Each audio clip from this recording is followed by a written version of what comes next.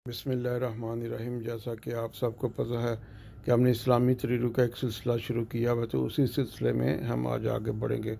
शुरू करते हैं जी। बिस्मिल्लाहिर्रहमानिर्रहीम। गुज़श्ता से पेवस्ता हज़रत अब्दुल मुत्तलिब बिन हाशिम बिन अब्दुल मनाफ बिन कसा की ज़िंदगी में दो वाक़यात बड़ी अहमियत के हामिल थे। एक तो ज़मज़म के कुएँ की खुदाई और दूसरा अबरा के लश्कर की यमन से आकर बैतुल्लाह के इन्हदाम करने की कोशिश, जिसको अल्लाह ने नाकाम बनाकर निशानी इबरत बना दिया। ज़मज़म के कुएँ की बाज़याबी के मुतल्लिक़ पहले लिखा जा चुका है और अब हम अबरा के इस लश्कर कशी के महरक़ात और नताइज के मुतल्लिक़ जानेंगे। 525 ईस्वी में हबशा के बादशाह नजाशी ने यमन पर अपने एक सरदार अरियात की सरबराही में 70,000 हबशी फ़ौज भेजी। इस फ़ौज ने वहाँ के हाकम ज़ो नवास को शिकस्त देकर यमन पर कब्ज़ा कर लिया। इस फ़ौज में अबरा भी बतौर सप्पा सलार शामिल था। अरियात और अबरा दोनों ही हबशी नस्ल थे। अरियात काफ़ी देर यमन का हाकम रहा, मगर बाद में दोनों के दरमियान बाज़ मामलात में इख्तलाफ हुआ तो दोनों में तलवार चल गई। अरियात कत्ल हो गया, जबकि लड़ाई में अबरा के ऊँट और नाक फट गई, जिसकी बिना पर इसे अबरा अल अशरम कहा जाने लगा। शर्म का मतलब शक होना, फटा होना है। अबरा अल शर्म अरियात को कत्ल करके यमन का हाकम बन गया। शाह हबशा नजाशी को जब पता चला तो वह बड़ा गज़बनाक हुआ, मगर अबरा अल अशरम ने इससे माफ़ी ले ली और 543 ईस्वी में इसे यमन पर अपना नायब तयन कर दिया। दूसरी तरफ मक्का में अब्दुल मनाफ बिन कसा के चारों बेटों हाशिम, मुतलब, अब्दुल अल शमस और नौफल तजारत में बहुत आगे निकल गए थे।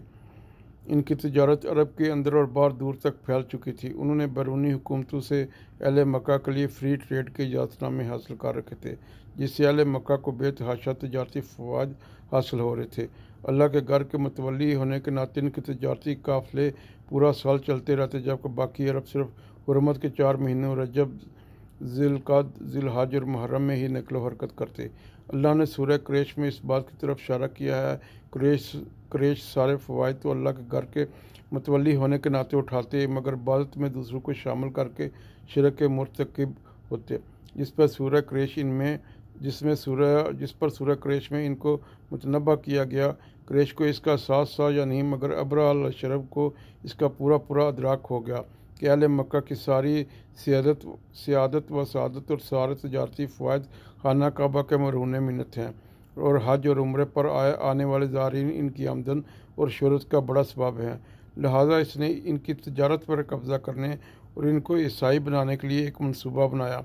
इसके लिए इसने खाना काबा को गिराने का इरादा कर लिया, मगर इसको गिराने से कबल इसके मतबादल के तौर पर सना यमन में एक बुलंद पाया इबादतगाह की तमीर शुरू करवा दी, ताकि लोगों को इसकी तरफ माइल किया जा सके।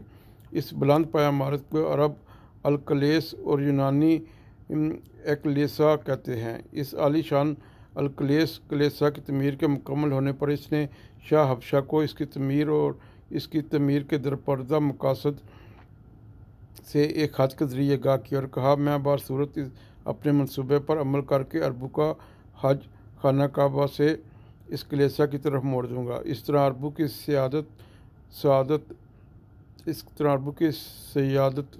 और तजारत पर हमारा कब्ज़ा हो जाएगा।